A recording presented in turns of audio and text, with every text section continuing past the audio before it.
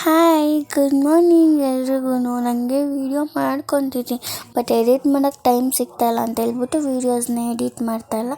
So ಏನಾದರೂ ಪರವಾಗಿಲ್ಲ ಮಾಡೋಣ ಅಂತ ಹೇಳ್ಬಿಟ್ಟು ಸ್ಟಾರ್ಟ್ ಮಾಡಿದೆ. ನೋಡಿದ್ರೆ ಬಸ್ ಎಲ್ಲ ಅದಾದ್ಮೇಲಿಂದ ಆಫೀಸ್ಗೆ ಹೋಗ್ಬಿಟ್ಟು ಚಿತ್ರಾನ್ನ ತಿನ್ಕೊಂಡು ವೆಯ್ಟ್ ಮಾಡ್ತಾಯಿದ್ದೆ. 5 minutes later. ಇನ್ನು ನೋಡಿದ್ರೆ ನಾನು ವಾಲ್ಪೇಪರ್ ಈ ಥರ ಬಂದ್ಬಿಟ್ಟು ಇದನ್ನ ನೋಡ್ತಾ ಇದ್ರೆ ರಿಯಲ್ ಆಗಿರೋ ಥರ ಅನ್ನಿಸ್ತಾ ಇದೆ.